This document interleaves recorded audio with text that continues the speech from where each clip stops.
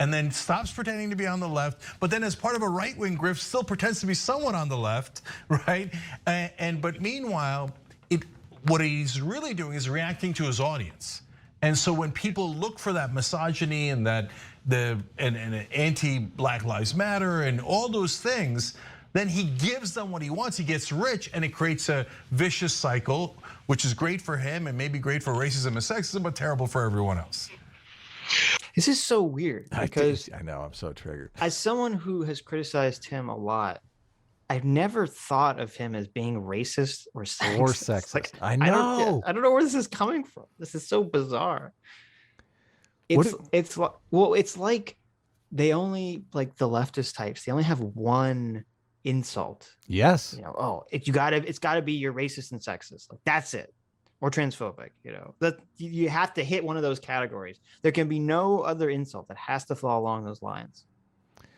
And all of your criticisms of Tim are very kind of high-minded journalistic critiques. You're like, Tim didn't look close enough at the study. He didn't look close enough at the table, right, and got something incorrect journalistically, factually. That is sure. Your criticism of Tim. Well, yeah, my criticism is I think he misreads articles or information and then reports it and then doesn't correct it, and that he, because of his audience, he does decide what stories to report, and he does do it in a fashion where if you're only reporting, if you're someone like Tim Pool and you make 20 million videos a day and you're only reporting information that makes one side look like they're Nazis, and you never talk about or report information that shows the other side doing all the same things, you're cultivating a biased worldview. But this is where you kind of lose me, Sitch, because I mean, what is he doing that's different than what we're doing? I mean, you and I both believe that it is the left that controls the institutions that are malfunctioning most. Well, let me give you an example. So this became really apparent to me during the election, where he was going on and on about how there was some complication there was some weird thing where there was some county in Florida where some of the votes were missing, or they were late, and it was a Democratic county, and everyone was attacking the mayor of the city, and she seemed kind of like corrupt, and there was a lot of like weird shenanigans going on. And it was all kind of like shrouded in mystery, like, where are these votes? What's going on here? You know, blah, blah, blah, blah, blah. And Tim Pool did like 3 or 4 videos about the subject, which is fine. Because you say, okay, if there's some strange thing going on with votes missing, you know, we want to get to the bottom of this. But while that was all going on, and Tim Pool was going on and on, specifically about making criticism about, you know, oh, the left is being very sneaky and disingenuous and cheating the election, blah, blah, blah. There was literally in, I think it was like North or South Carolina, a situation where a Republican candidate had just been kicked off of the election because it was found. It wasn't an accusation. It was found, and they admitted to actually soliciting votes for money illegally. And Tim decided not to report on that story whatsoever, even though it was going on at the same time. Right. And okay. And this was before this is what kind of started to begin me to really change my mind on him, because when I heard that story, I'm like, oh, I was curious to see what Tim's take on that would be, because he was just covering all the stuff that was going on in Florida. And when I saw that he didn't cover that, this huge story that was all about voter fraud that he'd been talking about throughout the whole week, I was like, red flag. That's a red flag here. Yeah. And you asked, okay, so how is it different than what we're doing? And I would say, if we were doing like, well, 6 you would have videos, me to tell you, shut up, Sitch. Why are we going to cover that story? Well, what are you doing? We're going to lose our entire audience, Sitch. Bury that thing. Well, you, Adam, and the audience can judge whether this is a juicy rationalization or not. Here's where I view the difference. We're doing 1 stream a week that lasts 12 hours. I know. What are we doing? Where we often watch a video and we comment on the video, but a lot of the video is just jumping points to talk about all sorts of different topics. Totally. Yes. And And while we're discussing the video and discussing their topics, I feel like both of us are at least trying to be responsible in not painting one side as the evil side and one side as the good side, and saying, most people just suck, and you got to find the truth somewhere hidden in between this stuff. Where with Tim, I would say it's different, because if you're doing 6 or 7 shows a day and that are specifically news articles, if your job is to be a cultivator of news, people come to him and they only watch him for that function. I know people who don't watch the news, don't read newspapers. They get all their news from Tim Pool. So that the only information about how they perceive the world is the stories that Tim Pool chooses to report. Right. I don't think, because of the way that our show is set up, that there are people out there who only listen to us for news. Yeah, for news. That's a good point. Yeah, and don't get their news from other sources. I don't think that's how it works. Maybe it's a rationalization, but that's how I see the difference. Ken Kaneki in the chat is saying he covered that story. He did cover that story. He did not cover that story. If you could send us a link, that would be great. Yes, I mean, like, because I remember at the time I was waiting for that story to come out, and it never came out. That's Sitch. Sitch will sit in front of the computer on the Tim Pool channel, just hitting refresh, refresh, refresh, refresh. His frown getting frownier and frownier the whole time that story doesn't pop up. I know. Of course, the Young Turks cover that story. They did 25 videos on the story, right? Right, but that's the exact opposite. The Young Turks won't talk about the story in Florida, or they'll dismiss it. Right, of course. And then they'll talk endlessly about the story, in the Carolinas.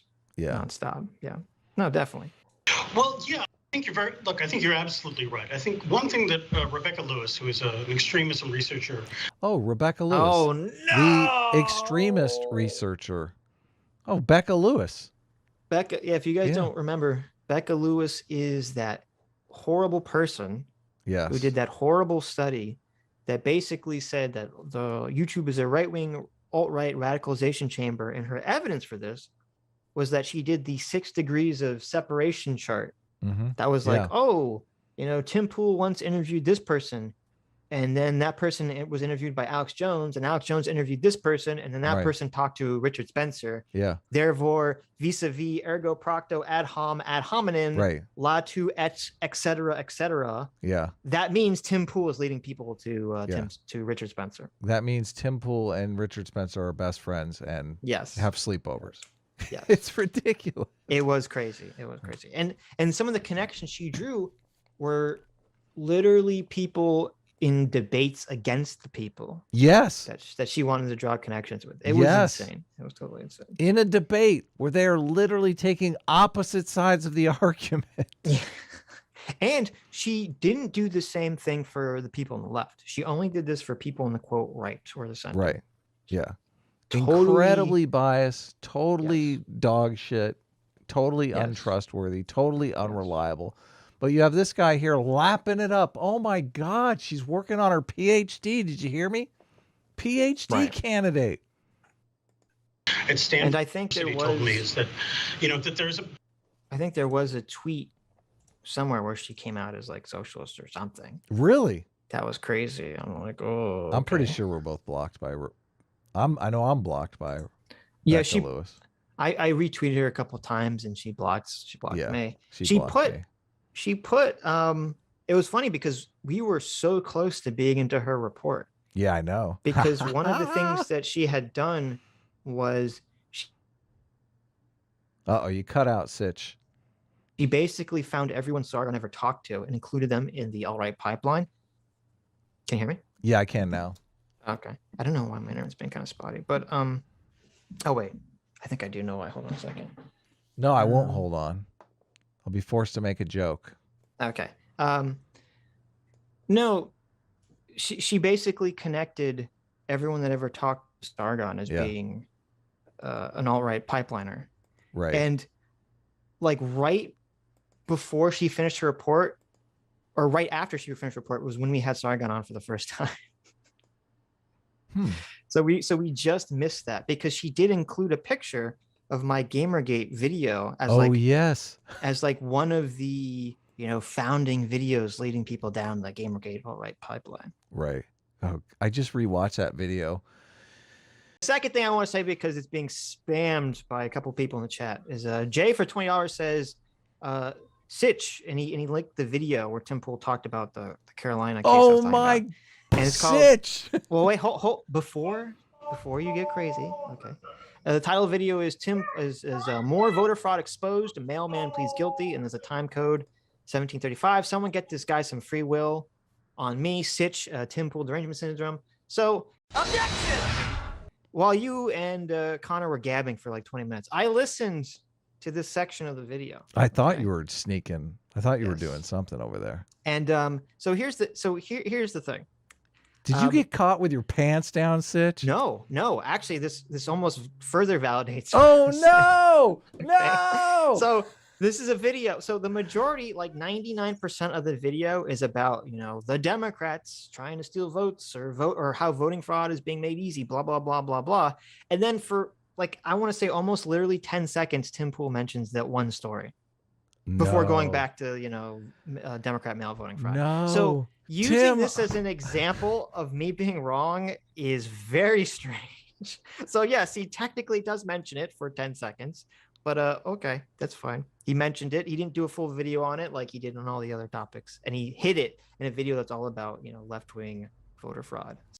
Anyways, thank you all for coming on this journey with us through watching the Young Turks' incredible idiotic projection and hypocrisy. Thank you, Connor Counterpoints, for joining us.